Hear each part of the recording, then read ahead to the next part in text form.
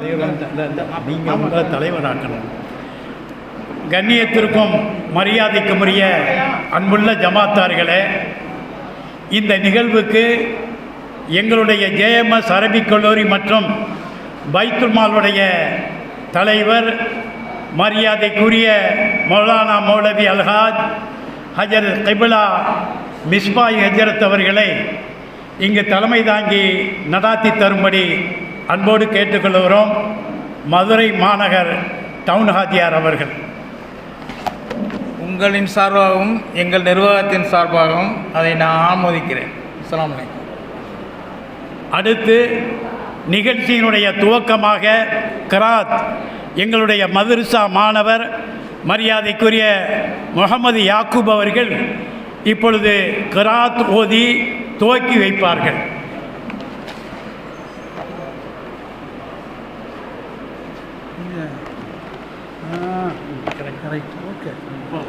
அஸ்ஸலாமு அலைக்கும் வரஹ்மத்துல்லாஹி தஆலா வபரகாத்துஹு.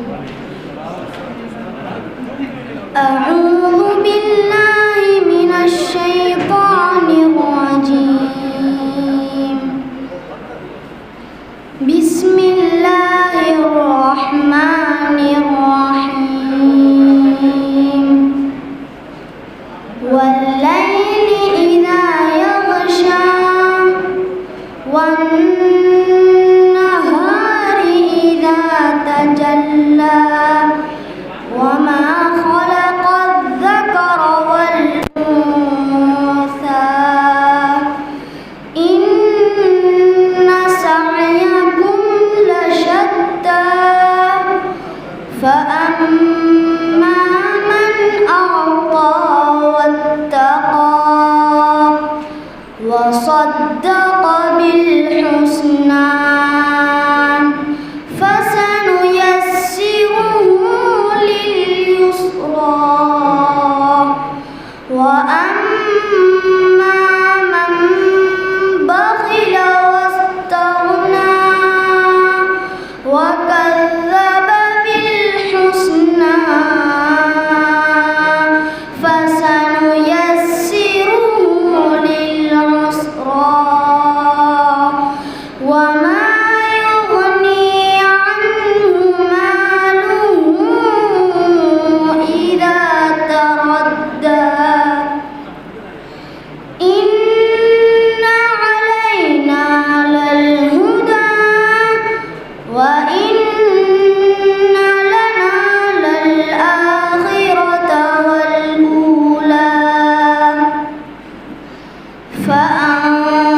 فأنذرتكم نارا تلظى لا يصلاها إلا الأشقى الذي كذب وتولى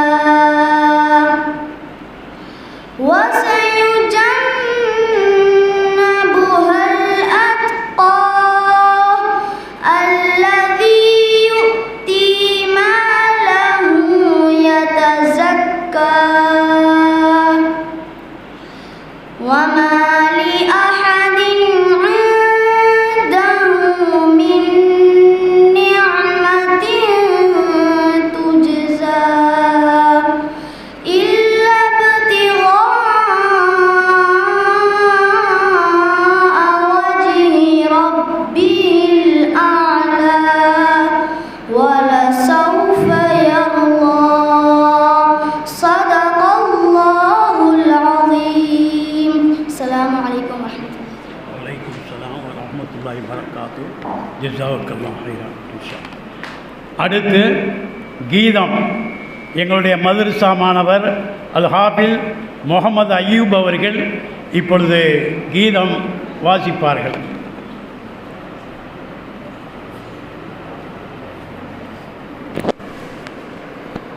السلام عليكم ورحمة الله وبركاته.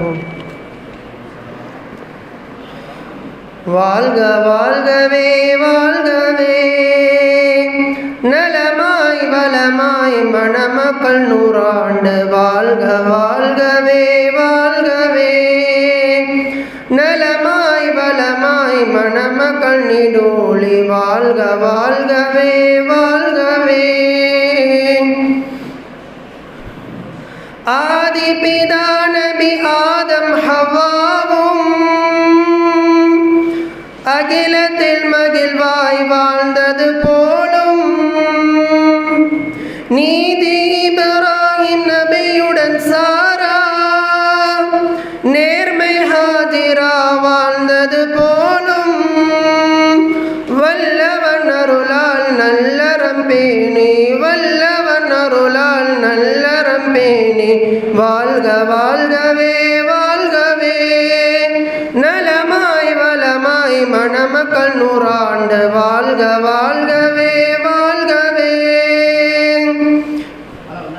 இறைவனை கண்ட மூசா நபியுடன் ஏந்திலை சபுரா வாழ்ந்தது போலும் பொறுமை மிகுந்த ஐயூப் நபியுடன் பூவை ரஹீமா வாழ்ந்தது போலும் வல்லவன் அருளால் நல்லறம் பேணி வல்லவன் அருளால் நல்லறம் பேணி வாழ்க வாழ்கவே வாழ்கவே. வளமாய் நலமாய் மணமக்கள் நீடூழி வாழ்க வாழ்கவே வாழ்கவே. கலைமிகு யூசுப் கலைமிகும் அழகு யூசுப் நபியுடன் கனிவுடன் சுலைஹா வாழ்ந்தது போலும் உலகத்தை ஆண்ட சுலைமான் நபியுடன் உன்னத பல்கீஸ் வாழ்ந்தது போலும் வல்லவன் அருளால் நல்லறம் பேணி வல்லவன் அருளால் நல்லறம் பேணி வாழ்க வாழ்கவே வாழ்கவே. வளமாய் நலமாய் மணமக்கள் நீடூழி வாழ்க வாழ்கவே வாழ்கவே. இறைவன் தூதராய் சுடராய் வந்த ஏந்தல் முஹம்மது நபியுடன் வாழ்ந்த நெறிமிகும் கதிஜா ஆயிஷா போலும் நெஞ்சம் இணைந்து மகிழுடன் நாளும் வல்லவன் அருளால் நல்லறம் பேணி வல்லவன் அருளால் நல்லறம் பேணி வாழ்க வாழ்கவே வாழ்கவே. வளமாய் நலமாய் மணமக்கள் நூறாண்டு வாழ்க வாழ்கவே வாழ்கவே. வீரம் நிறைந்த வேங்கையலியுடன் வாஞ்சை ஃபாத்திமா வாழ்ந்தது போலும் நேரிய குர்ஆன் நெறிமுறை தாங்கி நிதமும் வாழ்ந்த வலிமார் போலும் வல்லவன் அருளால் நல்லறம் பேணி வல்லவன் அருளால் நல்லறம் பேணி வாழ்க வாழ்கவே வாழ்கவே. வளமாய் நலமாய் மணமக்கள் நீடூழி வாழ்க வாழ்கவே வாழ்கவே. நீண்ட ஆயுளும் நிறைந்த செல்வமும் நிலமும் பெற்று நீடூழி வாழ்க ஆண்டவன் அருளால் குழந்தைகள் ஈன்று அறமாய் நபி வழி நடந்து வாழ்க வல்லவன் அருளால் நல்லறம் பேணி வல்லவன் அருளால் நல்லறம் பேணி வாழ்க வாழ்கவே வாழ்கவே. வளமாய் நலமாய் மணமக்கள் நூறாண்டு வாழ்க வாழ்கவே வாழ்கவே. உற்றார் பெற்றோர் யாவரும் மகிழ உவகை பொங்கிடும் நண்பர்கள் புகழ வற்றாத துஆ செய்திடும் பெரியோர் வாகாய் உள்ளம் மலர்ந்து திகழ வல்லவன் அருளால் நல்லறம் பேணி வல்லவன் அருளால் நல்லறம் பேணி வாழ்க வாழ்கவே வாழ்கவே. வளமாய் நலமாய் மணமக்கள் நூறாண்டு வாழ்க வாழ்கவே வாழ்கவே. வளமாய் மனமாய் மணமக்கள் நீடூழி வாழ்க வாழ்கவே வாழ்கவே. அஸ்ஸலாமு அலைக்கும் வரஹ்மத்துல்லாஹி வபரகாத்துஹு.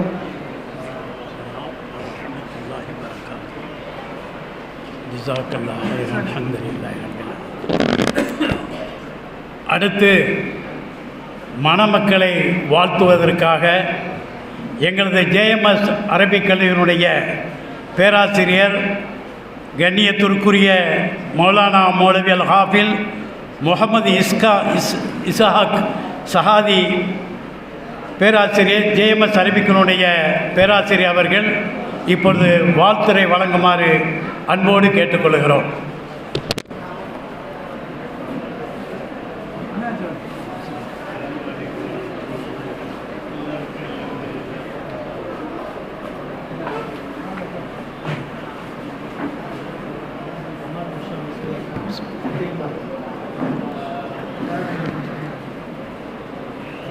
அஸ்ஸலாமு அலைக்கும் வரஹ்மத்துல்லாஹி வபரகாத்துஹு.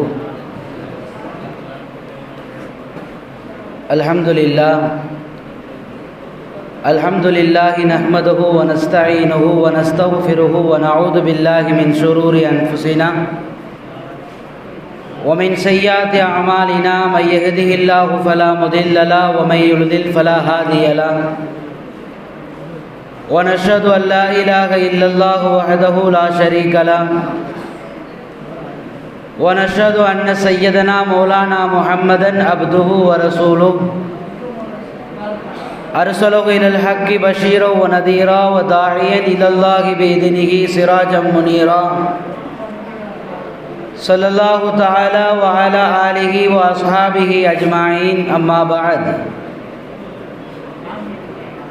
فقد قال الله تعالى في القرآن العظيم وفي القرآن المجيد بعد أعوذ بالله من الشيطان الرجيم بسم الله الرحمن الرحيم يا أيها الذين آمنوا اتقوا الله حق تقاته ولا تموتن إلا وأنتم مسلمون. صدق الله العلي العليم. எல்லா புகழும் எல்லாம் வல்ல அல்லாஹு ஜல்ல ஷானுஹு தஆலா ஒருவனுக்கே உரித்தாகட்டுமாக. அருமை நாயகம் ஸல்லல்லாஹு அலைஹி வஸல்லம் அவர்களின் மீதும் அவர்களின் வழிவாழ்ந்த உத்தம சத்திய சஹாபாக்கள், தாபிஈன்கள், தபா தாபிஈன்கள், நாதாக்கள், சுஹதாக்கள், இமாம்கள், முஃபஸ்ஸிரீன்கள், முஹத்திஸீன்கள், குறிப்பாக இந்த நல்லதொரு மஜ்லிஸில் அமர்ந்திருக்கிற நம்ம அனைவர்களின் மீதும் அல்லாஹ்வின் அன்பும் அருளும் என்றென்றும் நிறைவாக குறைவின்றி உண்டாகட்டுமாக. கண்ணியத்திற்கும் மிகுந்த மரியாதைக்கும் உரிய இந்த விழாவினுடைய தலைவரும்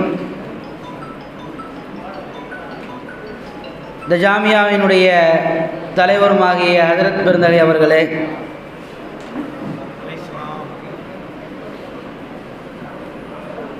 எங்களுடைய ஆசிரியர் பெருந்தகை ஹஜ்ரத் கிப்லா தாமத் பரகாத்துஹும் அவர்களே, மற்றும் மதரசாவினுடைய நிர்வாக அங்கத்தினர்களே, மதரசாவினுடைய கண்ணியத்திற்குரிய பேராசிரியர் பெருந்தகைகளே, என் அன்பு சார்ந்த மதரசாவின் மாணவர்களே,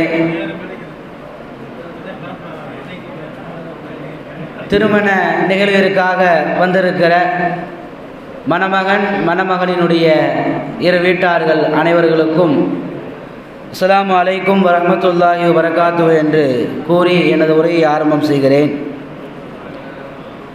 எல்லாம் வல்ல அல்லாஹ் ஜல்ல ஷானுஹு தஆலா இந்த MIWS பைத்துல் மால் திருமண நிகழ்வின் மூலம் இன்றைய தினம் 7 குமர்களுக்கு அல்லாஹ் திருமணம் செய்து வைக்கிறார். இந்த திருமணத்தோடு 994 திருமணங்களை இந்த பைத்துல் மால் நிறைவு செய்கிறது. இன்னும் 6 திருமணங்களில் 1000-ஐ எட்ட காத்திருக்கிறது. அல்லாஹு தாலா இந்த பைத்துல் மாலையும் சேவையை கியாமத்து நாள் வரை நீட்டித்து தருவானாக.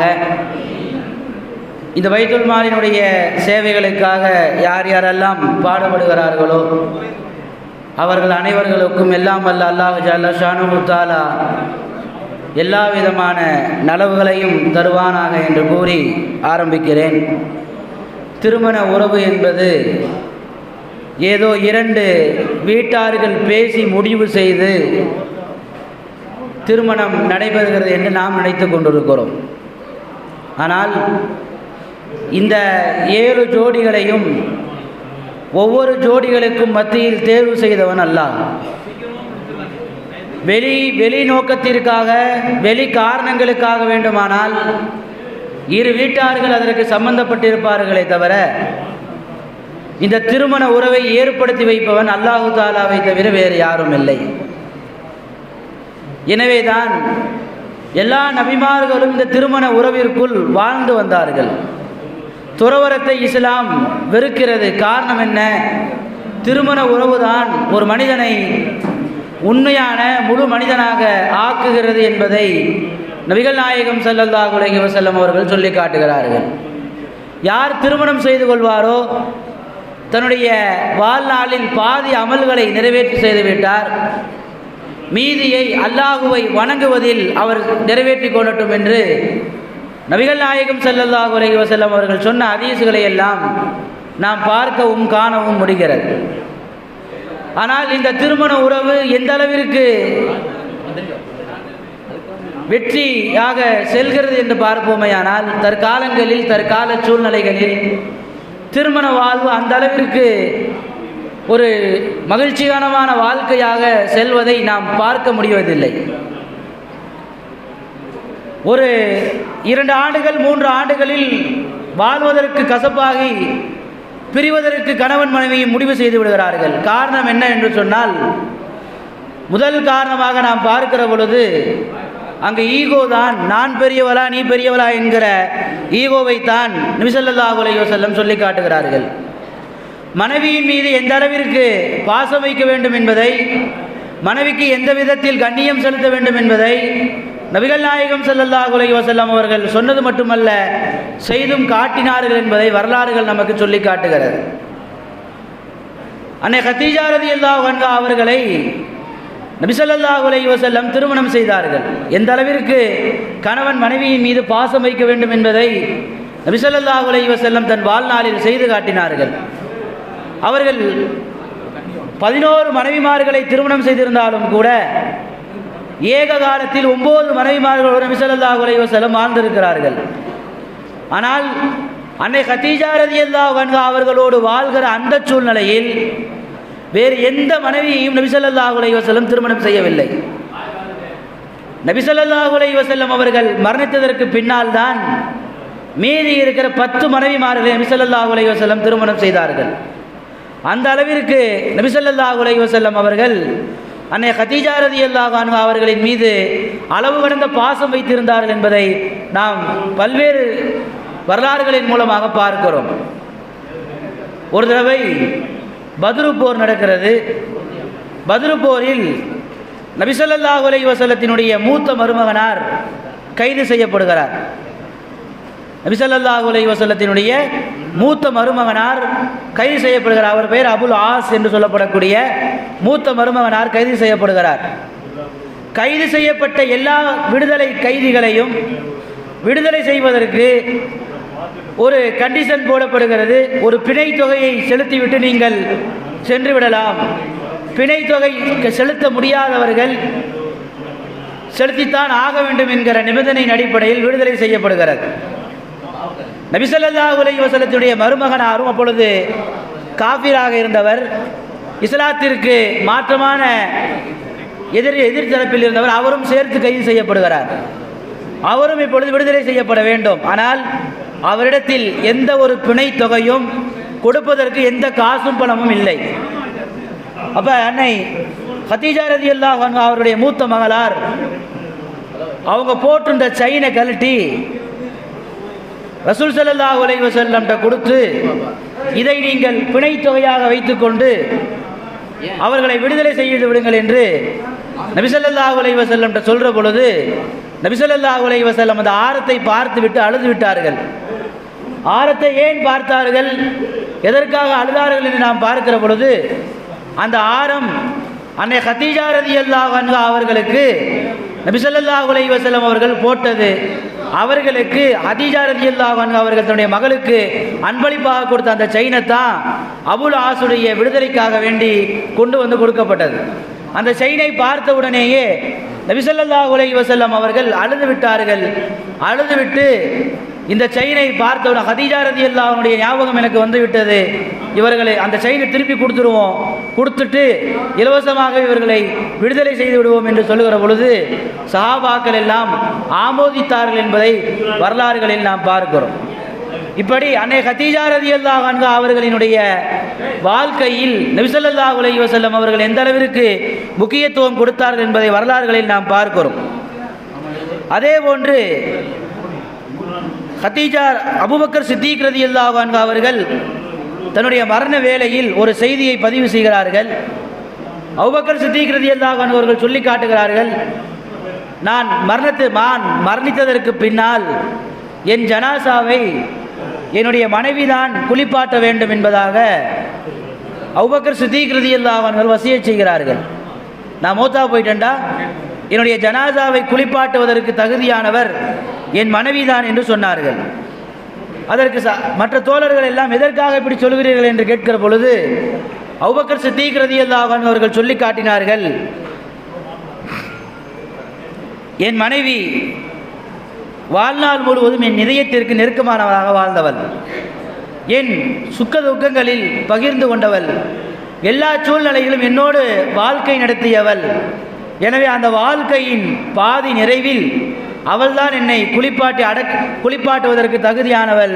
எனவே என்னை குளிப்பாட்டுவதற்கு என் மனைவிதான் தகுதியானவள் என்பதை அன்னை அபூபக்கர் சித்திக் ரலியல்லாஹு அன்ஹு அவர்கள் சொன்னதை வரலாறுகளில் நாம் பார்க்கிறோம். இதுபோன்று எத்தனையோ செய்திகள் சஹாபாக்களுக்கு மத்தியிலும் நபி ஸல்லல்லாஹு அலைஹி வஸல்லம் அவர்களுக்கு மத்தியிலும் எத்தனையோ வரலாற்று நிகழ்வுகள் நமக்கு நடந்திருக்கிறது என்பதை நாம் கண்கூடாக பார்த்து கொண்டுதான் வாசித்து கொண்டுதான் இருக்கிறோம். ஆனால் அந்த ஆண்கள் என்கிற ஏதோ ஒரு கர்வத்தினாலோ அல்லது ஏதோ என்று தெரியவில்லை, நபி ஸல்லல்லாஹு அலைஹி வஸல்லம் அவர்கள் சொன்னார்கள், ஒரு குடும்பமானால் அதற்கு அமீர் இருக்க வேண்டும். பொதுவாக பிரயாணத்துக்குள்ள போனாலும் சரி, எதற்கு போனாலும் சரி, 3 நபர்கள் சேர்ந்து போகிற பொழுது அதில் ஒரு நபர் அமீராக இருக்க வேண்டும், 2 நபர்கள் அந்த அமீரின் பேச்சை கட்டுப்பட்டு நடக்க வேண்டும் என்பது மார்க்கத்தின் கூற்று. அதே போன்றுதான் தன்னுடைய வாழ்நாள் முழுவதும் ஒரு கணவன் மனைவியாய் வாழ்ந்து கொண்டிருக்கக்கூடிய அந்த சூழ்நிலையில் கணவன் தான் ஒரு வீட்டினுடைய தலைவனாய் அமீராய் இருக்க வேண்டும் என்று மார்க்கம் வலியுறுத்தி சொல்லுகிறது. காரணம் என்ன? கணவன் பல்வேறு இடங்களுக்கு செல்லக்கூடியவன், பல்வேறு கஷ்டமான சூழ்நிலைகளை சந்தித்து அங்கிருந்து வரக்கூடியவன். எனவே எந்த ஒரு சூழ்நிலையாக இருந்தாலும் அந்த ஒரு சூழ்நிலையை கையாளக்கூடிய பாக்கியத்தை அல்லாஹ் கணவனுக்குத்தான் கொடுத்திருக்கிறான். எனவே ஆலோசனைகள் பெண்களிடத்தில் கேட்கப்பட வேண்டும். ஆலோசனைகள் கேட்கப்படுவதற்கு பெண்கள் தகுதியானவர்கள், மனைவிமார்கள் தகுதியானவர்கள். ஆனால் முடிவெடுக்கக்கூடிய உரிமையை நபிகள் பெருமான் ஸல்லல்லாஹு அலைஹி வஸல்லம் ஆண்களுக்குத்தான் வைத்திருக்கிறார் என்பதை நமக்கு மார்க்கம் சொல்லி காட்டுகிறது. அந்த இடத்தில் சற்று சருகலாக இருப்பதினால்தான் குடும்பத்தில் ஏகப்பட்ட பிரச்சனைகள் நம் கண் முன்னால் வந்து இருந்து கொண்டிருக்கிறது என்பதை வரலாறுகளில் பார்க்கிறோம். எனவே அல்லாஹ் ஜல்லஷானஹு தஆலா இந்த திருமண வாழ்வை அவன் நிச்சயித்து அவன் முடிவு செய்த திருமணத்தை நடத்தி வைத்துக் கொண்டிருக்கிறான். எனவே அல்லாஹுவால் நடத்தி வைக்கப்படுகிற இந்த திருமண சூழ்நிலையில் கணவன் மனைவிக்காக வேண்டி பல்வேறு சூழ்நிலைகளில் விட்டுக் கொடுக்க தயாராக இருக்க வேண்டும். அதே சூழ்நிலையில் கணவனிடத்தில் எந்த அளவிற்கு உரிமைகளை நாம் எதிர்பார்க்கிறோமோ அதே போன்று மனைவிகளும் கணவனிடத்திலே செலுத்த வேண்டிய கடமைகளை செலுத்துவதற்கு கடமைப்பட்டிருக்கிறார்கள். எனவே வாழ்நாள் முழுவதும் கணவனும் மனைவியும் புரிதலோடு வாழக்கூடிய பாக்கியத்தை வல்ல ரஹ்மான் இந்த மனை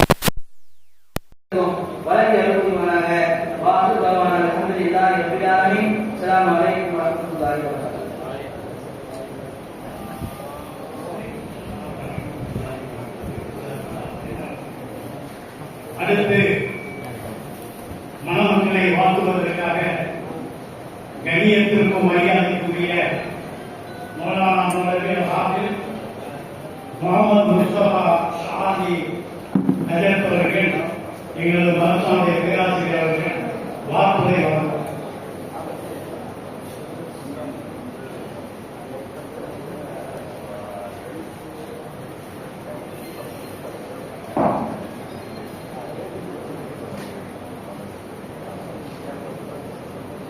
Alhamdulillah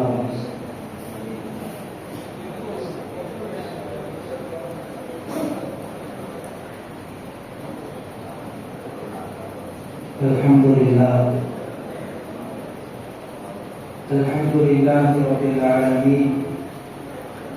Wassalatu wassalamu ala rasulihi khatamin nabiyyin wa ashabihi al-tabi'in wal muslimin wal mu'minin kullihim ajma'in, amma ba'd. Qala Allah ta'ala fi kalamihi al-karim wal furqanil hamid. A'udzu billahi minasy syaithanir rajim. Bismillahirrahmanirrahim. Hunna libasun lakum wa antum libasun lahum. Sadaqallahu mawlana al-azim.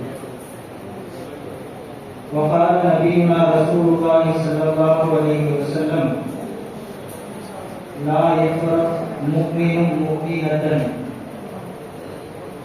in kariha minha khuluqan radiya minha ma'at. Sadaqa Rasulullah Nabiyyul Karim. புகழ் அனைத்தும் அல்லாஹ் ஜல்ல ஷானஹு வ தஆலா ஒருவனுக்கே உரித்தாகட்டுமாக. அருமை நாயகம் முஹம்மது ரசூலுல்லாஹ் ஸல்லல்லாஹு அலைஹி வஸல்லம் அவர்களின் மீதும் அவர்களின் நல்வாழ்வை பின்பற்றி வாழ்ந்த சஹாபாக்கள், தாபீகள், தபஅ தாபீகள், நாதாக்கள், நல்லோர்கள், சுஹதாக்கள், சாலிஹீன்கள், இந்த மஜ்லிஸில் அமர்ந்திருக்கக்கூடிய நம் அனைவர்களின் மீதும் அல்லாஹ்வின் அன்பும் அருளும் என்றென்றும் நிறைவாக உண்டாகட்டுமாக. ஆமீன்.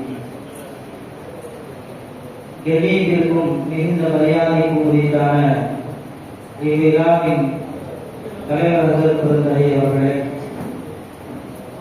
எங்கள் மதரசாவினுடைய எல்லா காலத்திலும் எங்களுக்கு வழிகாட்டக்கூடிய நாசிர் ஹஜ்ரத் பெருந்தகை அவர்களே, கண்ணியத்திற்குரிய உஸ்தாத் அவர்களே, நிர்வாக பெருமக்களே, திருமண விழாவிற்கு வருகை தந்திருக்கக்கூடிய மணமகன் மணமகள் வீட்டாரினுடைய உறவினர்களே, சகோதர சமுதாய மக்களே, இந்த விழாவில் கலந்து கொண்டிருக்கக்கூடிய ஆண்கள், பெண்கள், இளைஞர்கள், குறிப்பாக எங்கள் மதரசாவினுடைய மாணவர்கள், உங்கள் அனைவருக்கும் ஆரம்பமாக அஸ்ஸலாமு அலைக்கும் வரஹ்மத்துல்லாஹி வபரகாத்துஹு. நேரம் ஒரு 10:45 வாரனால எல்லாரும் ஒரு லைட்டா காலை சாப்பிட்டதனுடைய மயக்கம் ஏற்பட்டிருக்கும். அதனால நம்ம பசங்க ரெடி பண்ணுங்க, லைட்டா தூங்க 4 மணிக்கு எழுந்திக்கிறோம். கண்ணியமிக்க அல்லாஹ்வின் நல்லடியார்களே, இங்கே நடைபெறக்கூடிய இந்த பைத்துல் மால் நிறுவனம் என்பது 1980களிலிருந்து இப்பொழுது வரை 40 ஆண்டுகள் தொடர்ந்து நடைபெற்றுக் கொண்டிருக்கக்கூடிய ஒரு மாபெரும் சேவை. இது மாபெரும் ஒரு அறச்சேவை. நபிகள் நாயகம் ஸல்லல்லாஹு அலைஹி வஸல்லம் இந்த உலகத்தில் அதிகமாக இருந்தது ஏழைகளோடு இருக்கிறார்கள் என்று நாம் பார்க்கிறோம். எல்லா நேரத்திலும் ஏழைகளோடு இருப்பது, ஏழைகளுக்கு உதவி செய்வது, ஏழைகளோடு இணைந்து வாழ்வது. நபிகள் நாயகம் ஸல்லல்லாஹு அலைஹி வஸல்லம் அவர்கள் தன் வாழ்க்கை முழுவதையும் ஏழ்மையில் ஆக்கிக் கொண்டு ஏழைகளுக்காகவே வாழ்ந்த ஒரு மாபெரும் மனிதர் என்று சொல்ல முடியாது, மாபெரும் புனிதர் என்று சொல்லலாம் நபிகள் நாயகம் ஸல்லல்லாஹு அலைஹி வஸல்லம் அவர்கள். ரபீஉல் அவ்வல் மாதத்திலே ஆங்காங்கே மீலாது விழாக்கள், சமயங்களின் விழாக்கள், நபிகள் நாயகம் ஸல்லல்லாஹு அலைஹி வஸல்லம் அவர்களை குறித்த வாழ்க்கைகள், அவர்கள் காட்டிய நன்மைகள், நல்ல முறைகள் எல்லாவற்றையும் பேசப்படுகிறது. ஏனென்றால் நாயகம் ஸல்லல்லாஹு அலைஹி வஸல்லம் இந்த உலகத்திற்கு காட்டிய வழிகள் ஏராளம்.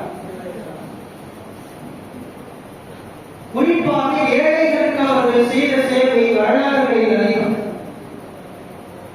தன் சமுதாயத்தை சார்ந்த மக்கள் வலிநிலையோடு, ஏழ்மையோடு வந்துவிட்டார்களானால் நபி ஸல்லல்லாஹு அலைஹி வஸல்லம் அவர்களின் முகங்கள் மாறிய தருணங்கள் அதிக ஹதீஸ்களில் நிறைய இருக்கிறது. அன்றொரு நாள் நண்பகல் நேரத்திலே ஒரு கூட்டம் வருகிறது. ஜரீர் பின் அப்துல்லா ரலியல்லாஹு அன்ஹு சொல்வார்கள், நண்பகல் நேரத்தில் ஒரு கூட்டம் வருகிறது, அவர்களை முதல் என்று சொல்கிறார்கள்.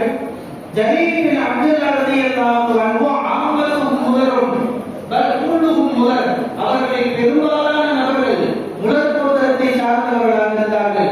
இல்லை அவர்கள் எல்லோரும் முதற் கோத்திரம் தான்.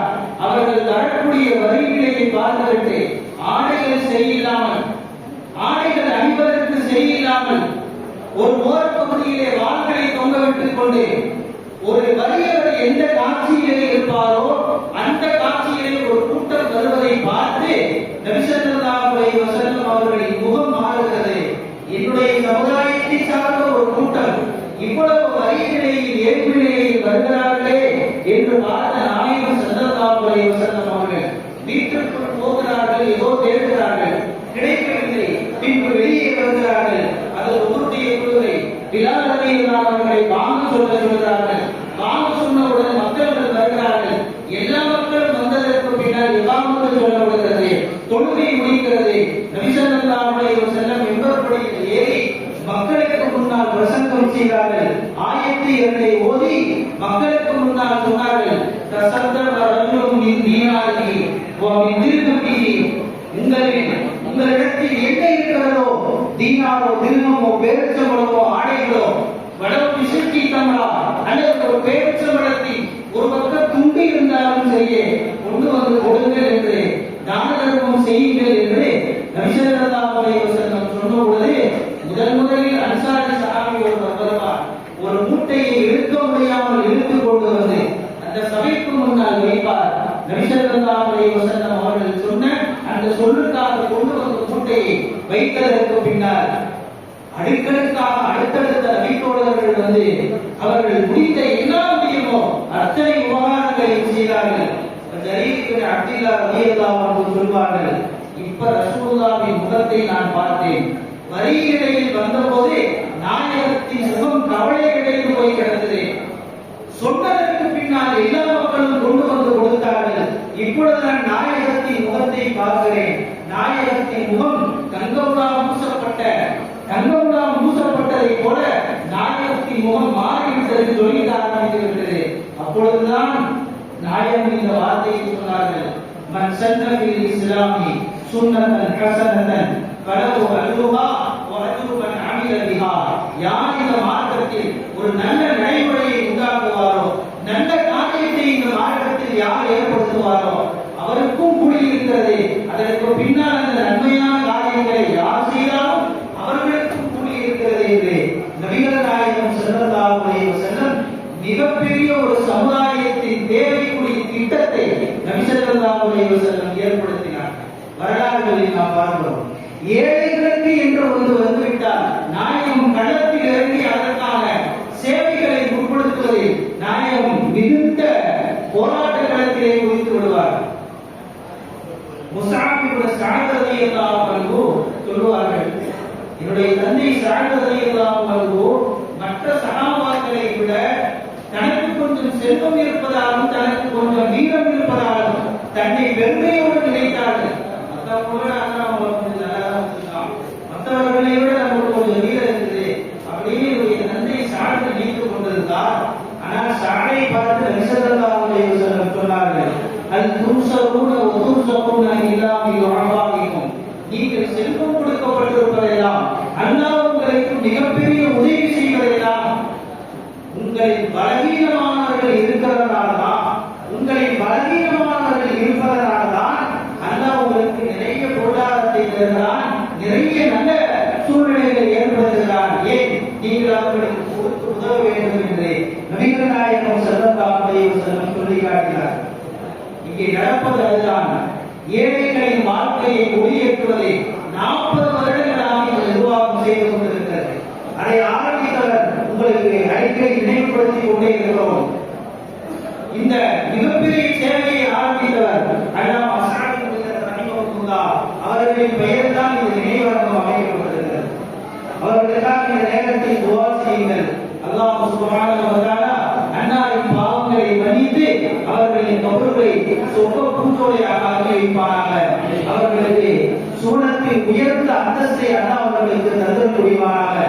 அவர்கள் எந்த சேவையை விட்டு சென்றார்களோ அந்த சேவையை தொடர்ந்து நம்முடைய நிர்வாகம் கியாமத் நாள் வரை நடத்துவதற்கு அல்லாஹ் எல்லா விதமான நற்பாக்கியங்களையும் தந்தருவானாக.